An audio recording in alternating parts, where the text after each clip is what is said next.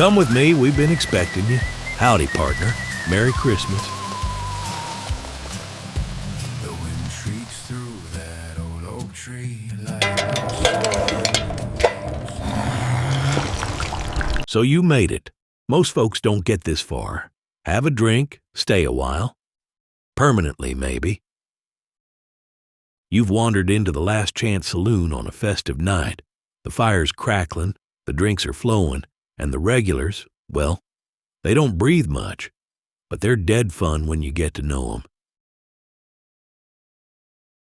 them.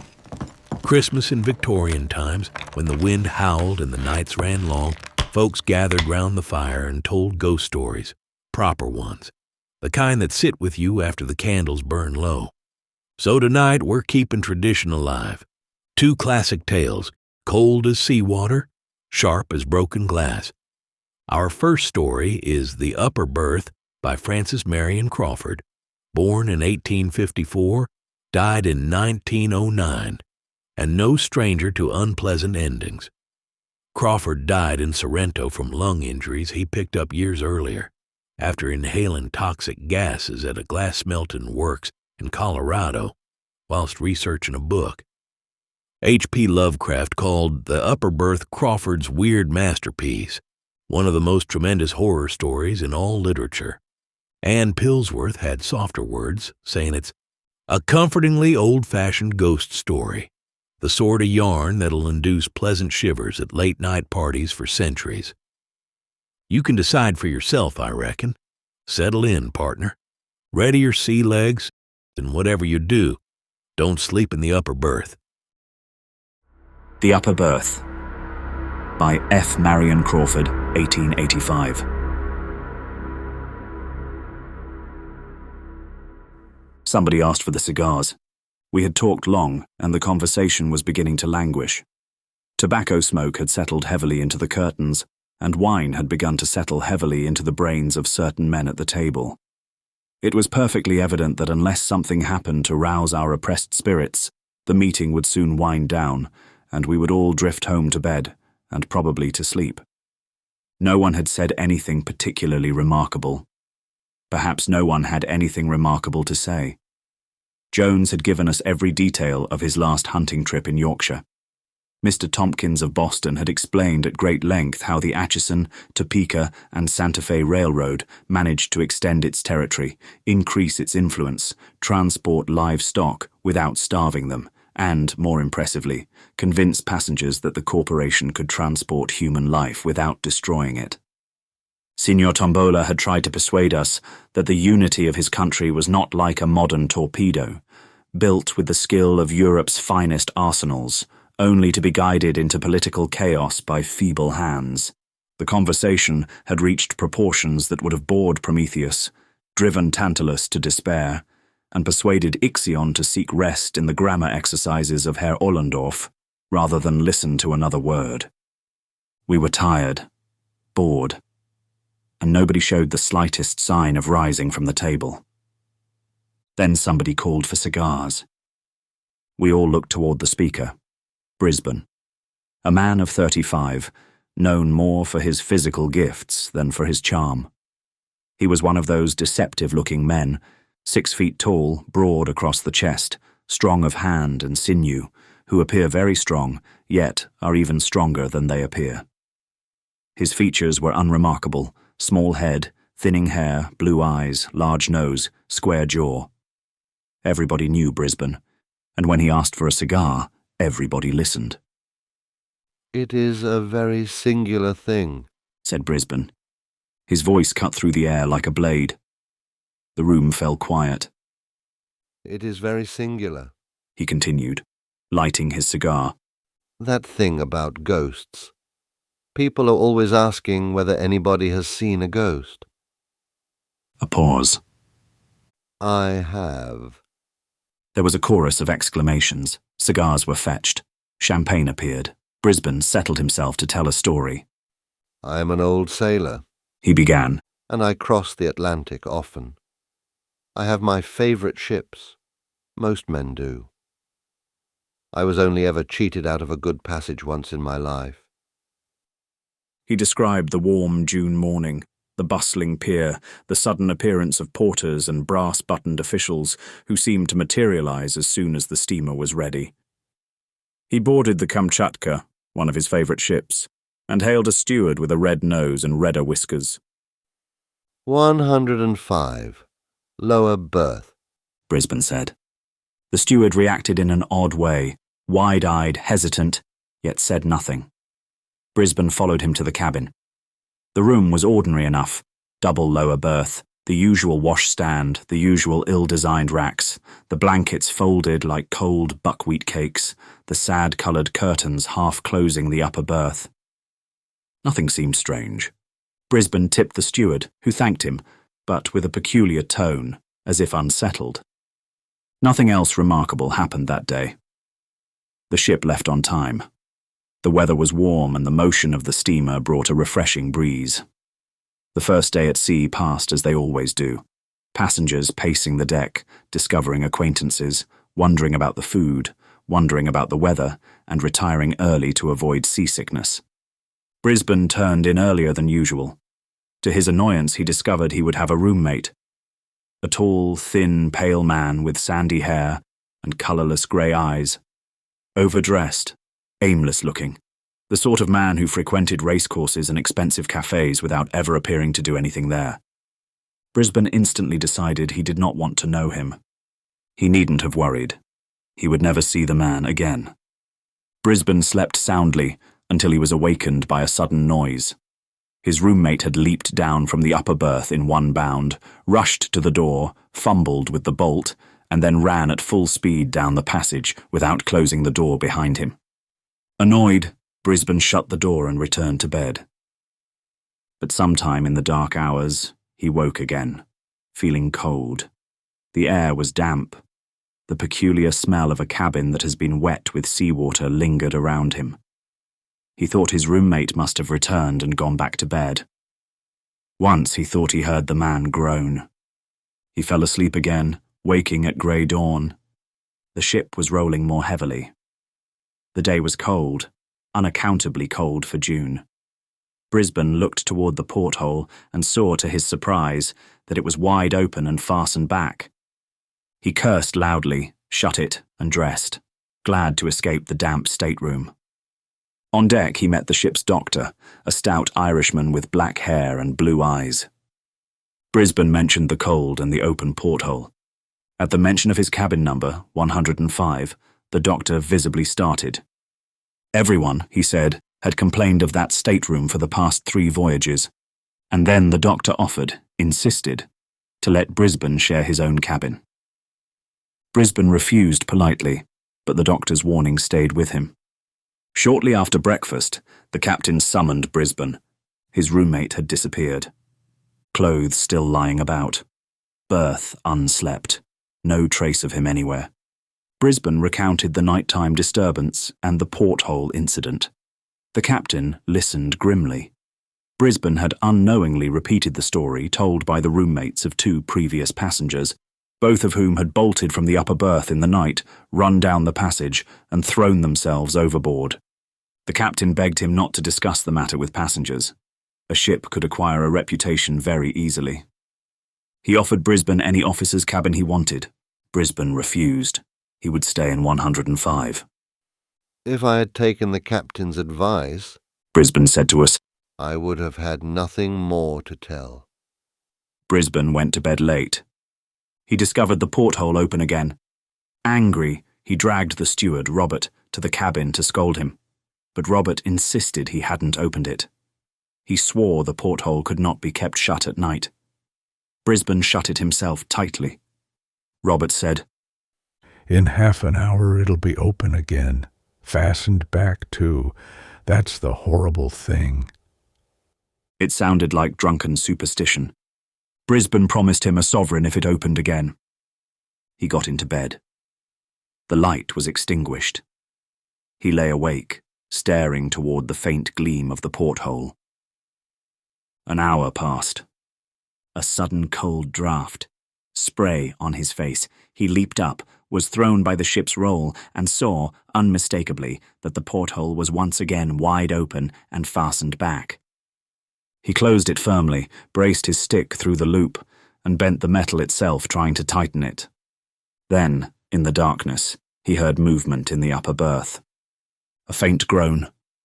Brisbane tore back the curtain and thrust his hands into the berth. Something was there.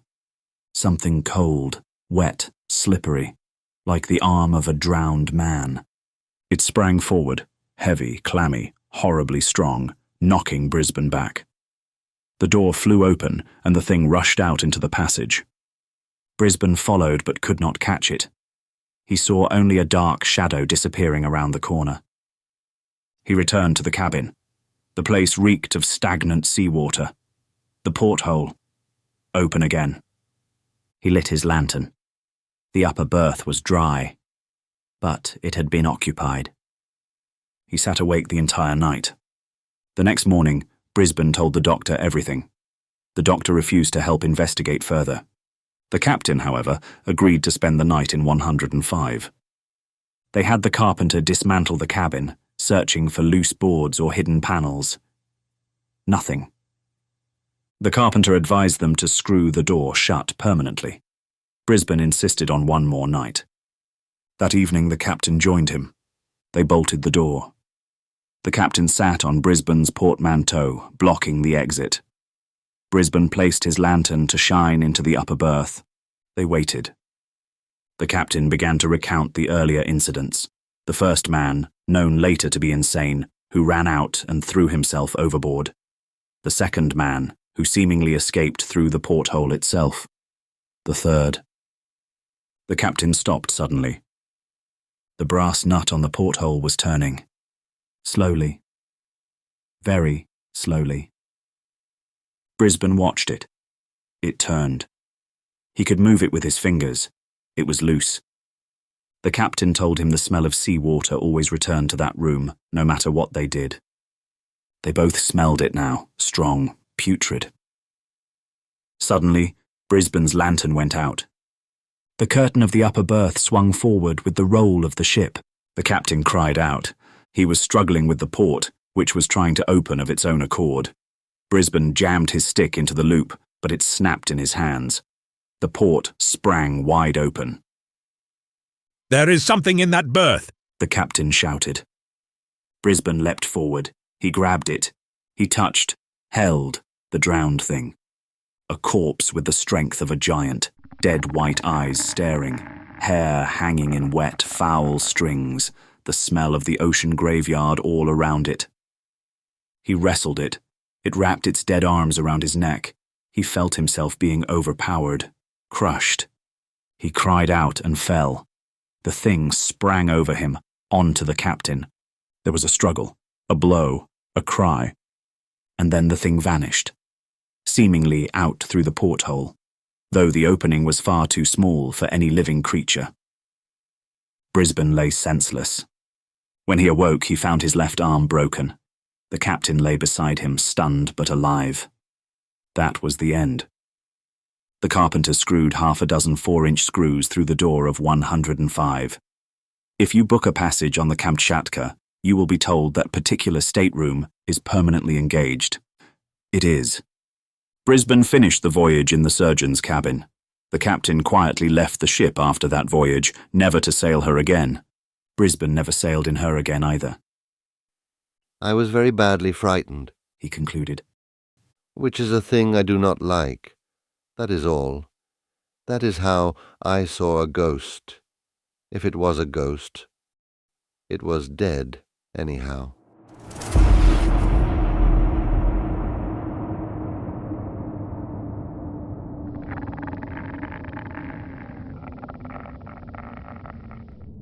This whiskey ain't doing my bones any good. Mine just leaks right through. Who said they don't like the hat? Fine by me. You gonna stare at that drink all night, or are you joining the party? Yeah, I'm back from the dead and I'm feeling alright. Gonna drink this whole saloon dry tonight. In between the lights, a group of posh friends gathered together one Christmas to tell ghost stories. But one story has the horrific lick of truth. Edward Frederic Benson, O.B.E., 1867 to 1940, was an English novelist, biographer, memoirist, historian, and short story writer. Indeed, his last book, delivered to his publisher just 10 days before his death, was an autobiography entitled Final Edition. Between the Lights. E. F. Benson, 1912. The day had been one unceasing fall of snow from sunrise until the gradual withdrawal of the vague white light outside indicated that the sun had set again.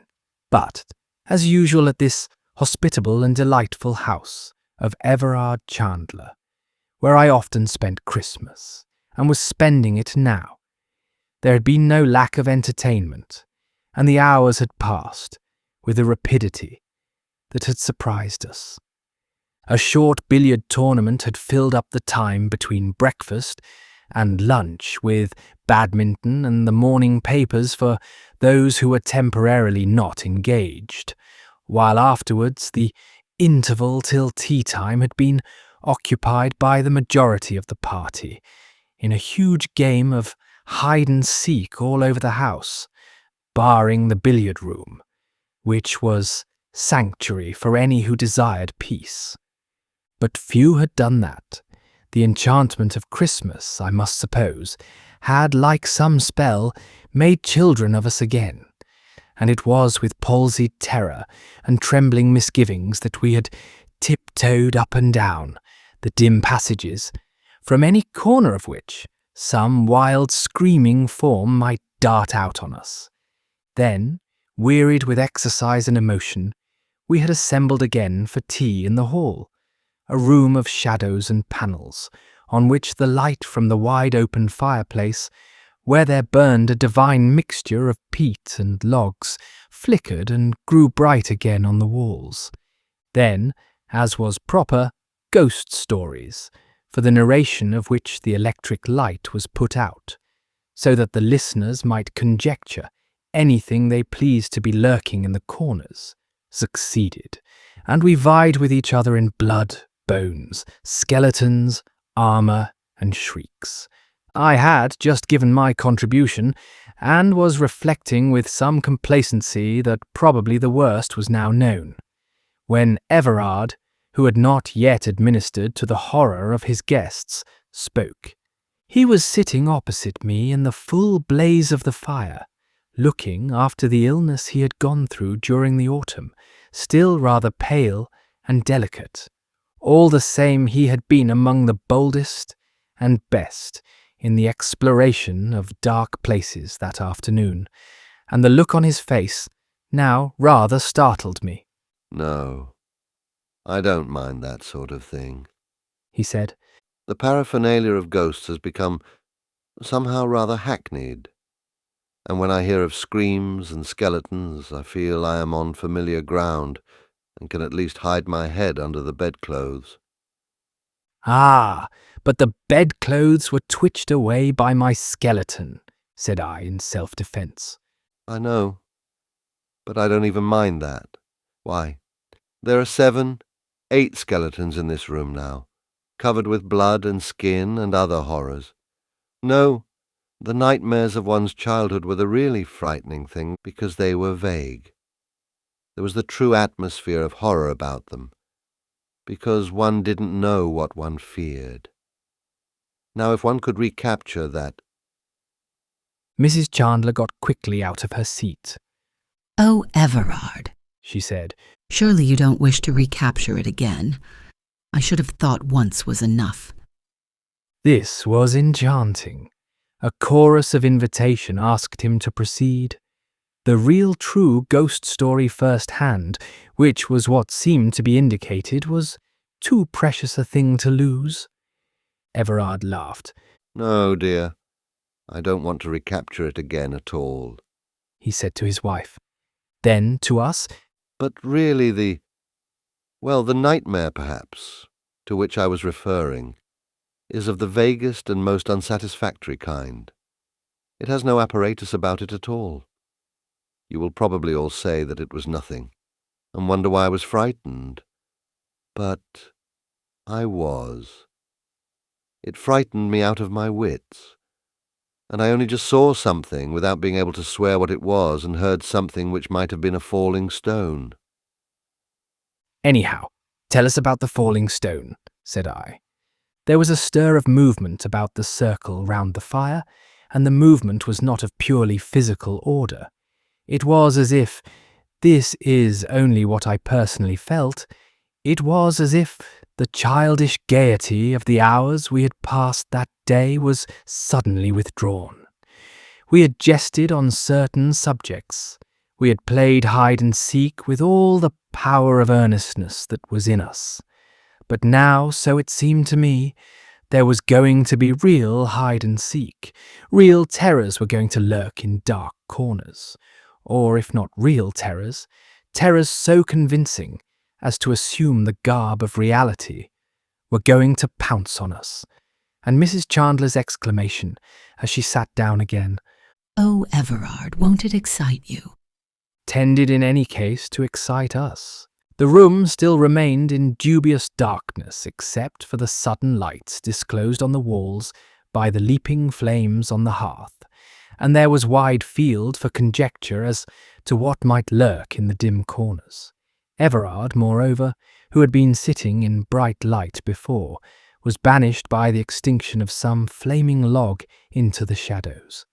A voice alone spoke to us, as he sat back in his low chair, a voice rather slow but very distinct. Last year, he said, on the 24th of December, we were down here as usual, Amy and I, for Christmas. Several of you who are here now were here then. 3 or 4 of you at least. I was one of these, but, like the others, kept silence, for the identification, so it seemed to me, was not asked for, and he went on again, without a pause. Those of you who were here then, he said, and are here now, will remember how very warm it was this day year. You will remember, too, that we played croquet that day on the lawn. It was perhaps a little cold for croquet, and we played it rather in order to be able to say, with sound evidence to back the statement, that we had done so. Then he turned and addressed the whole little circle. We played ties of half games, he said, just as we have played billiards today, and it was certainly as warm on the lawn then as it was in the billiard room this morning, directly after breakfast, while today I should not wonder if there was 3 feet of snow outside. More, probably. Listen. A sudden draught fluted in the chimney, and the fire flared up as the current of air caught it. The wind also drove the snow against the windows, and, as he said, Listen. we heard a soft scurry of the falling flakes against the panes, like the soft tread of many little people who stepped lightly, but with the persistence of multitudes who were flocking to some rendezvous. Hundreds of little feet seemed to be gathering outside, only the glass kept them out. And of the 8 skeletons present, 4 or 5 anyhow turned and looked at the windows. These were small-paned, with leaden bars. On the leaden bars little heaps of snow had accumulated, but there was nothing else to be seen. Yes. Last Christmas Eve was very warm and sunny, went on Everard. We had had no frost that autumn, and a temerarious dahlia was still in flower. I have always thought that it must have been mad. He paused a moment. And I wonder if I were not mad too, he added. No one interrupted him. There was something arresting, I must suppose, in what he was saying. It chimed in anyhow with the hide and seek, with the suggestions of the lonely snow. Mrs. Chandler had sat down again, but I heard her stir in her chair. But never was there a gay party so reduced as we had been in the last 5 minutes. Instead of laughing at ourselves for playing silly games, we were all taking a serious game seriously. Anyhow, I was sitting out, he said to me, while you and my wife played your half game of croquet. Then it struck me that it was not so warm as I had supposed, because quite suddenly I shivered. And shivering I looked up, but I did not see you and her playing croquet at all. I saw something which had no relation to you and her. At least I hope not. Now the angler lands his fish, the stalker kills his stag, and the speaker holds his audience. And as the fish is gaffed, and as the stag is shot, so were we held. There was no getting away till he had finished with us. You all know the croquet lawn, he said, and how it is bounded all round by a flower border with a brick wall behind it, through which, you will remember, there is only one gate. Well, I looked up and saw that the lawn, I could for one moment see it was still a lawn, was shrinking, and the walls closing in upon it. As they closed in too, they grew higher, and simultaneously the light began to fade and be sucked from the sky, till it grew quite dark overhead, and only a glimmer of light came in through the gate. There was, as I told you, a dahlia in flower that day, and as this dreadful darkness and bewilderment came over me, I remember that my eyes sought it in a kind of despair, holding on, as it were, to any familiar object. But it was no longer a dahlia, and for the red of its petals I saw only the red of some feeble firelight. And at that moment the hallucination was complete. I was no longer sitting on the lawn watching croquet, but I was in a low-roofed room, something like a cattle shed, but round. Close above my head, though I was sitting down, ran rafters from wall to wall. It was nearly dark, but a little light came in from the door opposite to me, which seemed to lead into a passage that communicated with the exterior of the place. Little, however, of the wholesome air came into this dreadful den. The atmosphere was oppressive and foul beyond all telling. It was as if for years it had been the place of some human menagerie, and for those years had been uncleaned and unsweetened by the winds of heaven. Yet that oppressiveness was nothing to the awful horror of the place from the view of the spirit.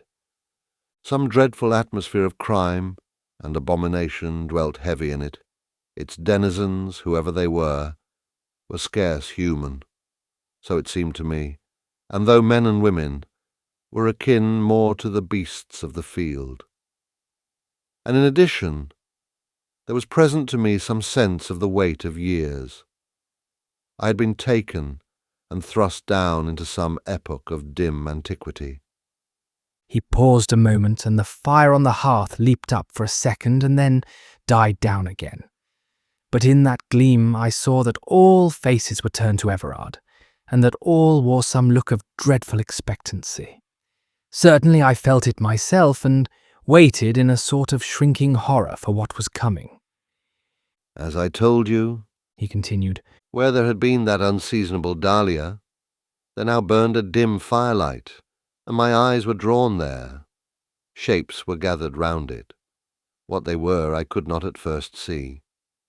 Then perhaps my eyes got more accustomed to the dusk, or the fire burned better, for I perceived that they were of human form, but very small, for when one rose with a horrible chattering to his feet, his head was still some inches off the low roof. He was dressed in a sort of shirt that came to his knees, but his arms were bare and covered with hair. Then the gesticulation and chattering increased, and I knew that they were talking about me, for they kept pointing in my direction. At that, my horror suddenly deepened, for I became aware that I was powerless and couldn't move hand or foot. A helpless, nightmare impotence had possession of me. I could not lift a finger or turn my head, and in the paralysis of that fear I tried to scream, but not a sound could I utter. All this, I suppose, took place with the instantaneousness of a dream, for at once, and without transition, the whole thing had vanished, and I was back on the lawn again, while the stroke, for which my wife was aiming, was still unplayed. But my face was dripping with perspiration, and I was trembling all over. Now you may all say that I had fallen asleep and had a sudden nightmare. That may be so. But I was conscious of no sense of sleepiness before, and I was conscious of none afterwards. It was as if someone had held a book before me, whisked the pages open for a second, and closed them again. Somebody, I don't know who, got up from his chair with a sudden movement that made me start, and turned on the electric light. I do not mind confessing that I was rather glad of this. Everard laughed. Really, I feel like Hamlet in the play scene, he said, and as if there was a guilty uncle present. Shall I go on? I don't think anyone replied, and he went on. Well, let us say for the moment that it was not a dream exactly, but a hallucination. Whichever it was, in any case, it haunted me. For months, I think, it was never quite out of my mind, but lingered somewhere in the dusk of consciousness, sometimes sleeping quietly, so to speak, but sometimes stirring in its sleep. It was no good my telling myself that I was disquieting myself in vain, for it was as if something had actually entered into my very soul, as if some seed of horror had been planted there. And as the weeks went on, the seed began to sprout, so that I could no longer even tell myself that that vision had been a moment's disorderment only. I can't say that it actually affected my health. I did not, as far as I know, sleep or eat insufficiently, but morning after morning I used to wake, not gradually, and through pleasant dozings into full consciousness, but with absolute suddenness, and find myself plunged in an abyss of despair. Often, too, eating or drinking, I used to pause and wonder if it was worthwhile. Eventually I told 2 people about my trouble, hoping that perhaps the mere communication would help matters, hoping also, but very distantly, that though I could not believe at present that digestion or the obscurities of the nervous system were at fault, a doctor by some simple dose might convince me of it. In other words, I told my wife, who laughed at me, and my doctor, who laughed also, and assured me that my health was quite unnecessarily robust. At the same time, he suggested that change of air and scene does wonders for the delusions that exist merely in the imagination. He also told me, in answer to a direct question, that he would stake his reputation on the certainty that I was not going mad. Well, we went up to London as usual for the season, and though nothing whatever occurred to remind me in any way of that single moment on Christmas Eve, the reminding was seen to all right. The moment itself took care of that. For instead of fading, as is the way of sleeping or waking dreams, it grew every day more vivid, and ate, so to speak, like some corrosive acid into my mind, etching itself there. And to London succeeded Scotland. I took last year for the first time a small forest up in Sutherland, called Glen Callan, very remote and wild, but affording excellent stalking. It was not far from the sea, and the gillies used always to warn me to carry a compass on the hill, because sea mists were liable to come up with frightful rapidity, and there was always a danger of being caught by one, and of having perhaps to wait hours till it cleared again.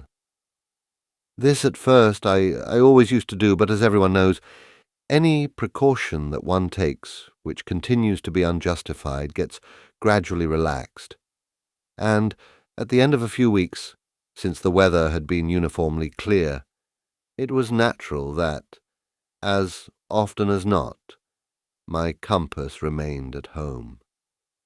One day the stork took me on to a part of my ground that I had seldom been on before, a very high tableland on the limit of my forest, which went down very steeply on one side to a loch that lay below it, and on the other by gentler gradations, to the river that came from the loch, 6 miles below which stood the lodge.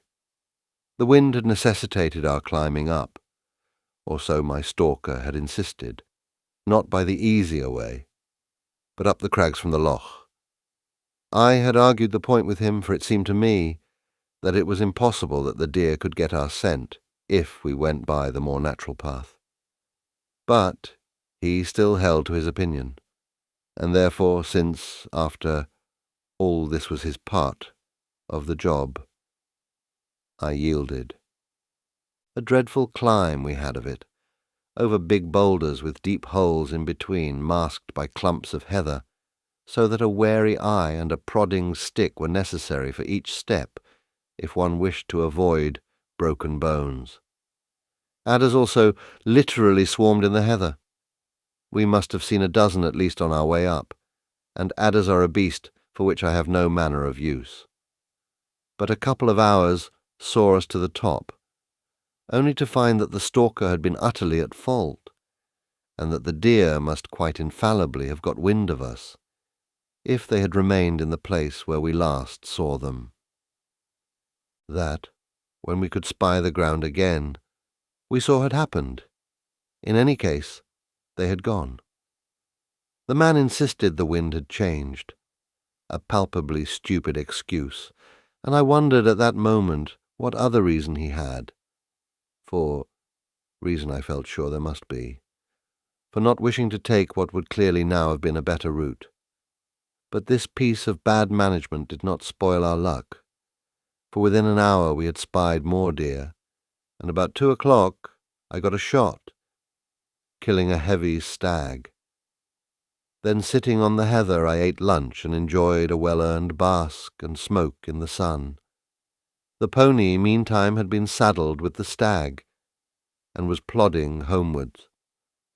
The morning had been extraordinarily warm, with a little wind blowing off the sea, which lay a few miles off sparkling beneath a blue haze, and all morning, in spite of our abominable climb, I had had an extreme sense of peace, so much so that several times I had probed my mind, so to speak, to find if the horror still lingered there.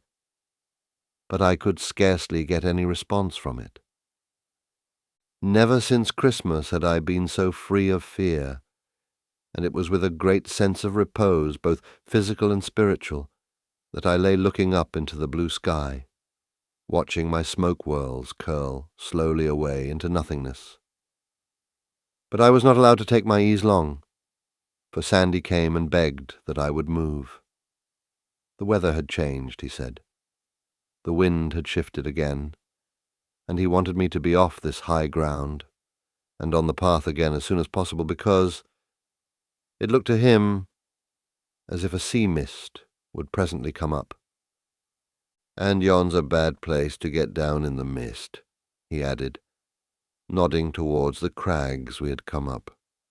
I looked at the man in amazement, for to our right lay a gentle slope down onto the river, and there was now no possible reason for again tackling those hideous rocks up which we had climbed this morning. More than ever, I was sure he had some secret reason for not wishing to go the obvious way. But about one thing he was certainly right. The mist was coming up from the sea, and I felt in my pocket for the compass, and found I had forgotten to bring it. Then there followed a curious scene, which lost us time that we could really ill afford to waste, I insisting on going down by the way that common sense directed, he imploring me to take his word for it, that the crags were the better way.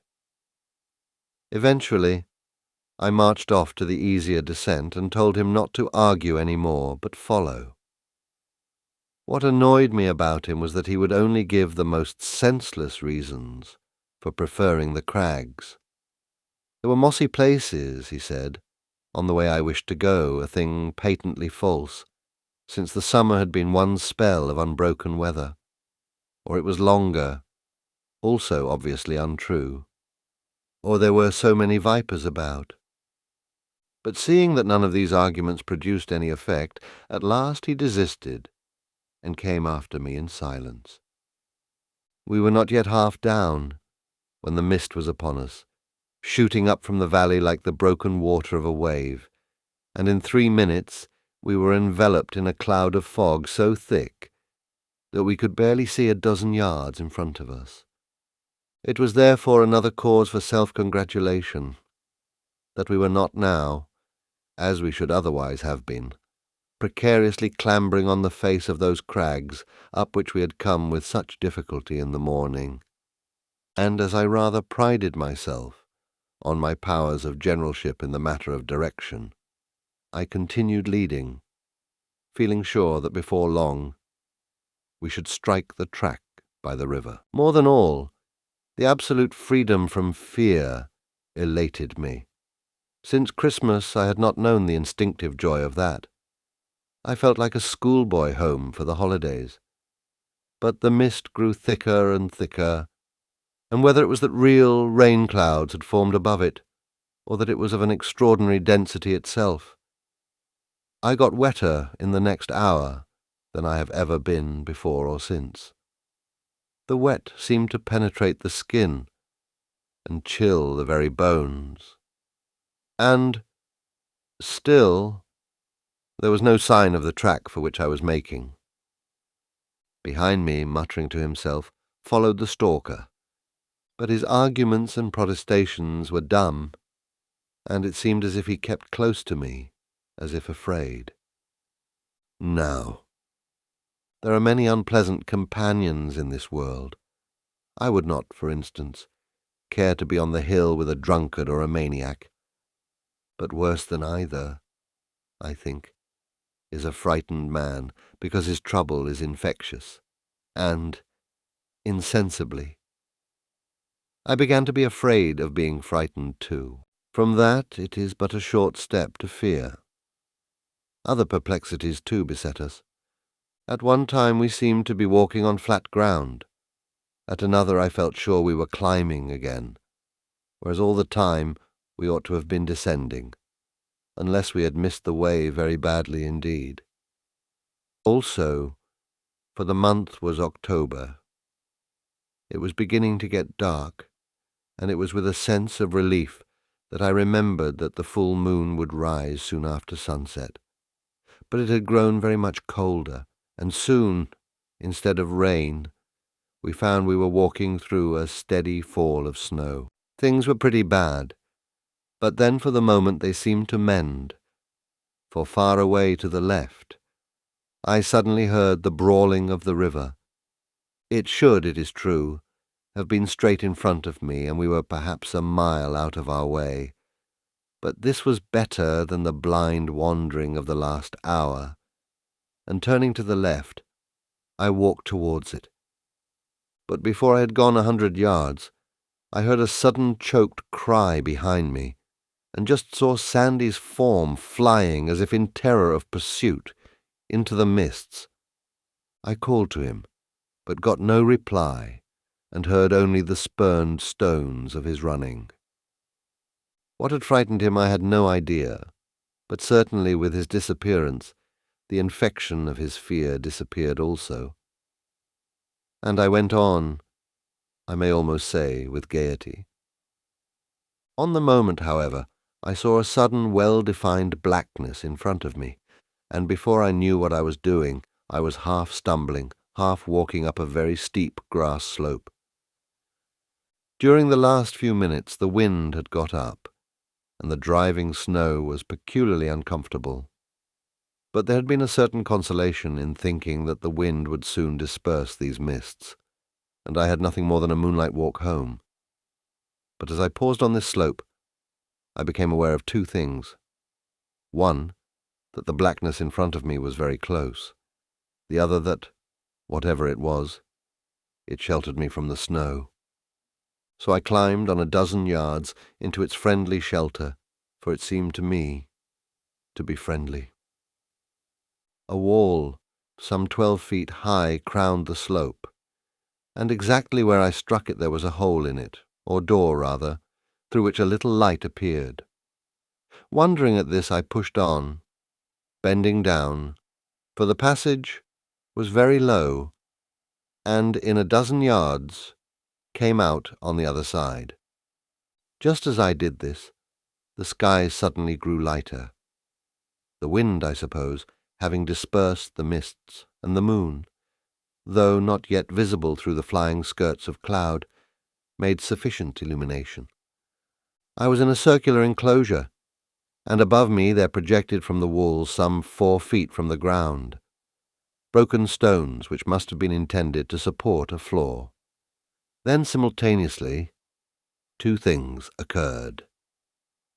The whole of my 9 months' terror came back to me, for I saw that the vision in the garden was fulfilled, and at the same moment I saw stealing towards me a little figure as of a man, but only about 3'6" in height.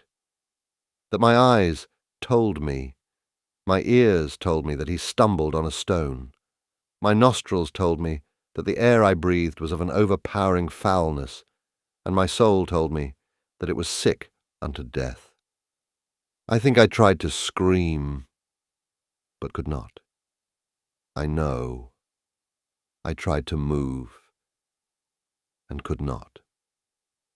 And it crept closer. Then I suppose the terror which held me spellbound so spurred me that I must move, for next moment I heard a cry break from my lips and was stumbling through the passage. I made one leap of it down the grass slope, and ran, as I hope, never to have to run again. What direction I took, I did not pause to consider, so long as I put distance between me and that place. Luck, however, favoured me, and before long I struck the track by the river, and, an hour afterwards, reached the lodge. Next day I developed a chill, and as you know, pneumonia laid me on my back for 6 weeks. Well, that is my story, and there are many explanations. You may say that I fell asleep on the lawn, and was reminded of that by finding myself, under discouraging circumstances, in an old Pict's castle, where a sheep or a goat that, like myself, had taken shelter from the storm was moving about. Yes, there are hundreds of ways in which you may explain it, but the coincidence was an odd one, and those who believe in second sight might find an instance of their hobby in it. And that is all? I asked. Yes. It was nearly too much for me. I think the dressing bell has sounded.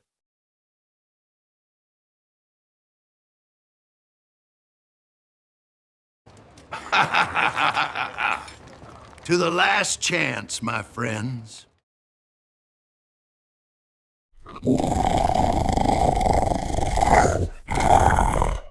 Join me, the Laughing Cynic, next time. Merry Christmas, folks.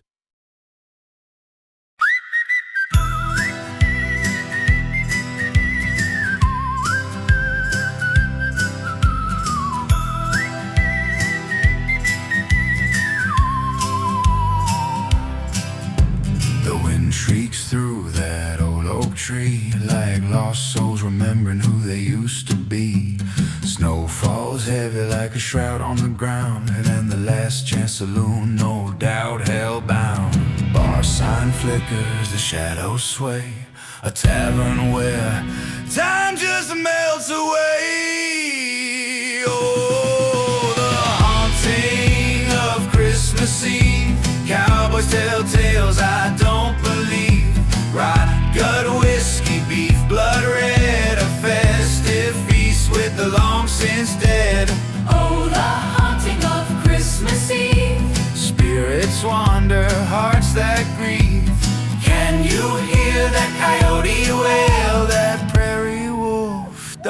dogs my trail.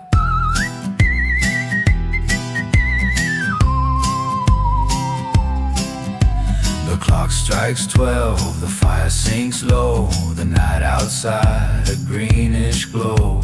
A skull grins through a frosted pane. Partner, this ain't no place for the sane. You're on my grave, this pub's my shrine. By stopping here, your soul is mine. Oh, the haunting of Christmas Eve. Cowboys tell tales I don't believe.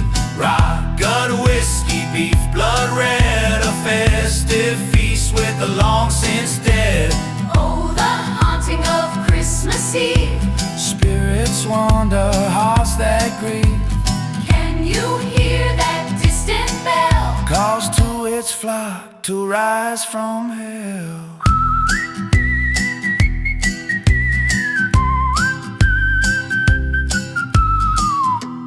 My grave spat me out. Be a damn shame to let that old dirt hole go hungry at Christmas, boy.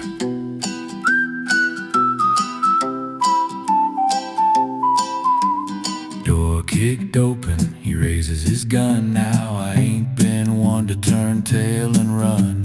Smith and Wesson, iron and rust. In the end we're all just bones and dust. Bar sign flickers, the shadows sway.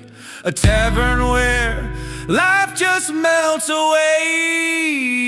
Oh, the haunting of Christmas Eve. Cowboys tell tales I don't believe.